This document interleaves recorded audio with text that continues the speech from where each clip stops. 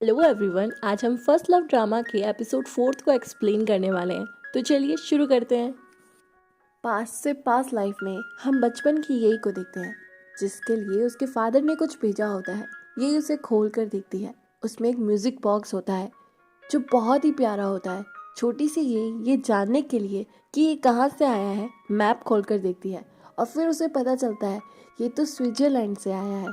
फिर यही इसे संभाल कर रखती है। वहीं छोटी सी यही अब बड़ी हो गई है और आज भी उसके फादर ने उसके लिए कार्ड भेजा है जिसमें यही के फादर यही के प्रति फिक्र जता रहे होते हैं कि तुम ज़्यादा स्ट्रेस मत लिया करो।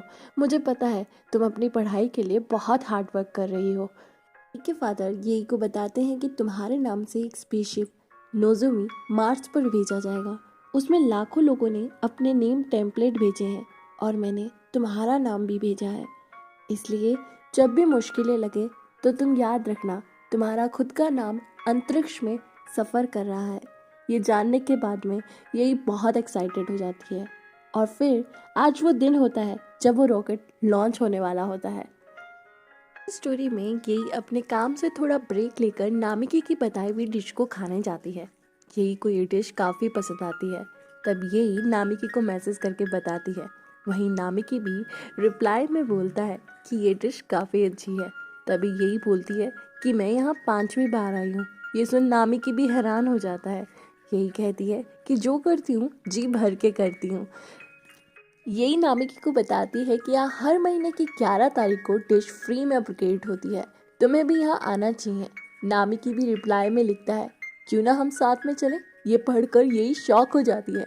आसपास वाले जने भी यही को देखने लगते। वहीं यही का हाँ में रिप्लाई देख नामिकी भी खुद को संभाल नहीं पाता है क्योंकि यहाँ नामिकी तो जानता है कि यही कौन है, लेकिन यही नहीं जानती कि नामिकी कौन है।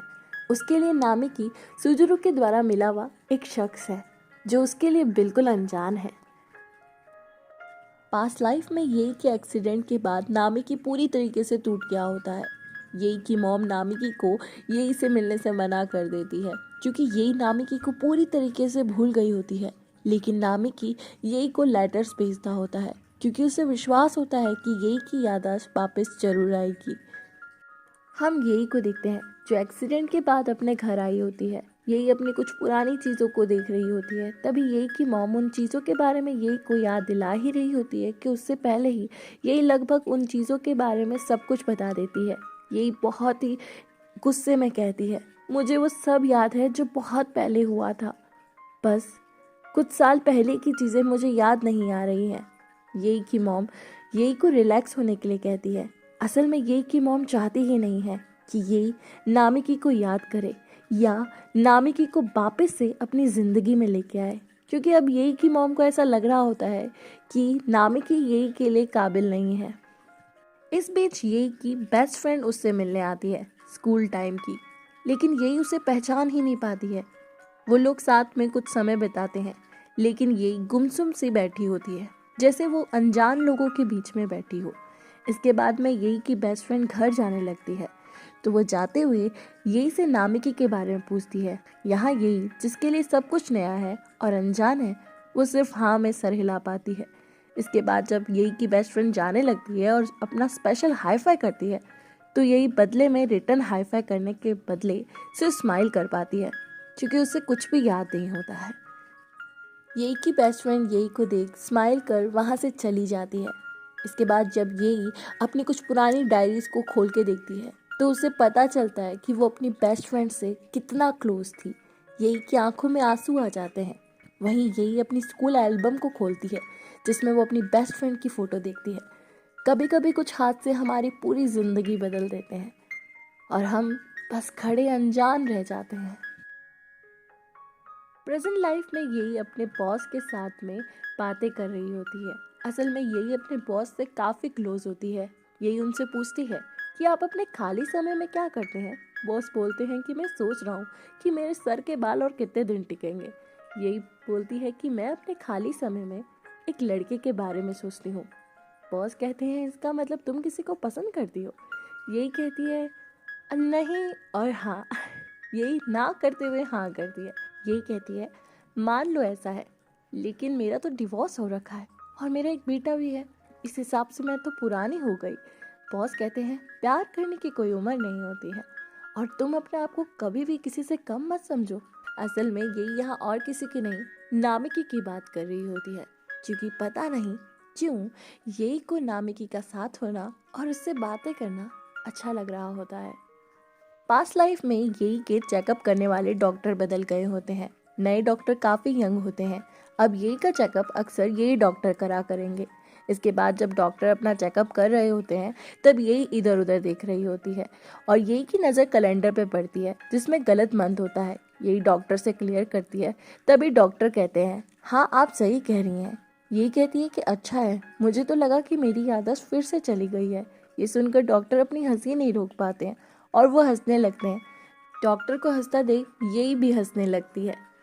असल में ये डॉक्टर और कोई नहीं, सुजुरू के पापा होते हैं। मतलब पास्ट लाइफ में यही अपने हस्बैंड से कुछ इस तरीके से मिली थी।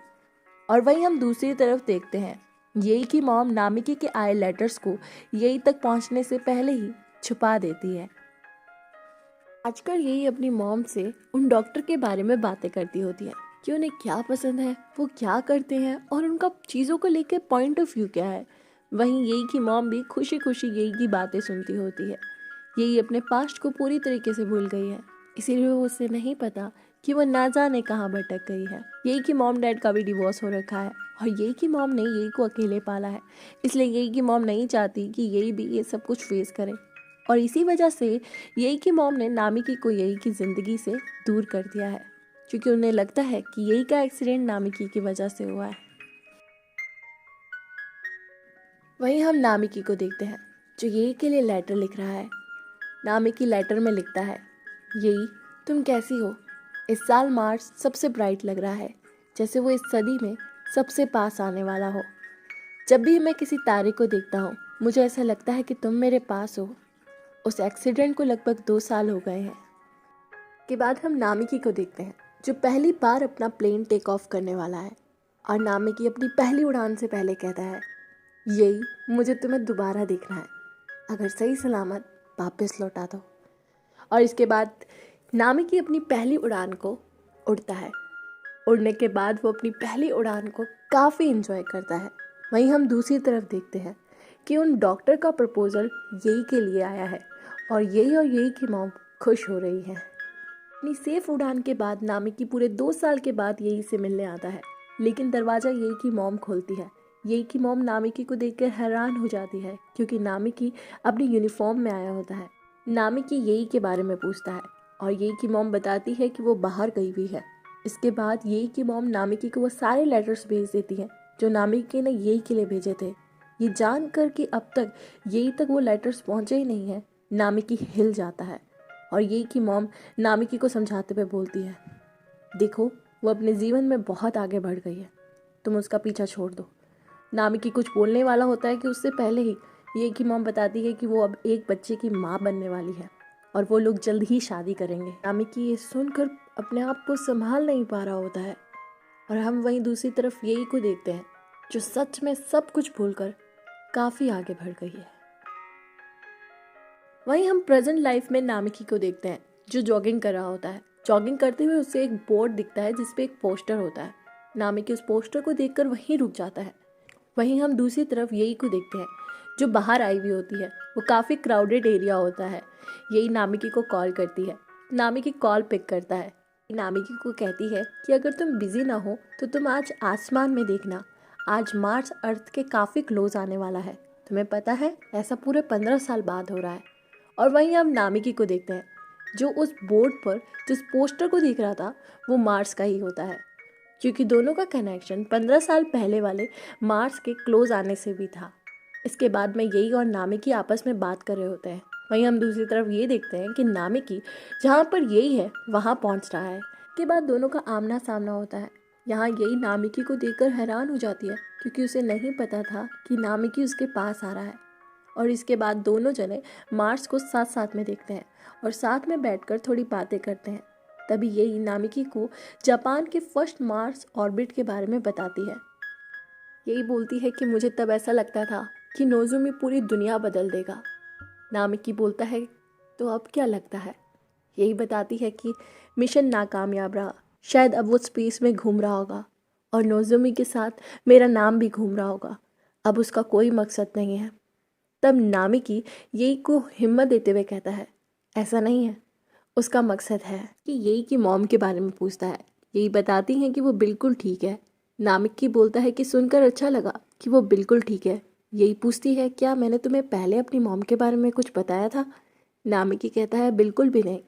असल में यही की मॉम ने जिस वजह से नामिकी को यही से दूर किया था, हकीकत में यही के साथ वैसा ही हुआ। उसका डिवोर्स भी हुआ और आज वो अकेली भी रहती है। नामिकी यही के लिए टैक्सी बुला रहा होता है, लेकिन लेट होने की वजह से कोई टैक्सी मिल ही नहीं रही होती है। वहीं हम दूसरी तरफ ये भी कह सकते हैं कि यही शायद जाना ही नहीं चाहती होती है। फाइनली एक टैक्सी मिलती है, लेकिन यही प्यास का झूठा बहाना बनाकर वहां से चली जाती है। नामिकी यही को देखने लगता है और वहीं हम दूसरी तरफ नामिकी की गर्लफ्रेंड को देखते हैं। वो भी वहीं होती है जहाँ ये दोनों होते हैं। नामिकी की गर्लफ्रेंड कुछ शॉपिंग कर रही होती है। अब यही को बहुत प्यास लग रही होती है, इसलिए नामिकी यही के लिए वही ड्रिंक देता है जो यही को चाहिए होती है। दोनों एक दूसरे को देख रहे होते हैं। तभी यही कुछ बोलने ही वाली होती है कि उससे पहले ही नामिकी की गर्लफ्रेंड वहाँ आ जाती है और वो नामिकी को आवाज़ लगाती है। ना केवल यही, बल्कि नामिकी भी अपनी ज़िंदगी में काफ़ी आगे बढ़ गया है। तो देखना ये होगा कि अतीत का वर्तमान से दोबारा मिलना किसी खास मकसद से है या सिर्फ ये कुछ पलों के लिए है। ये जानने के लिए नेक्स्ट पार्ट का इंतज़ार करें। यहाँ तक सुनने के लिए शुक्रिया।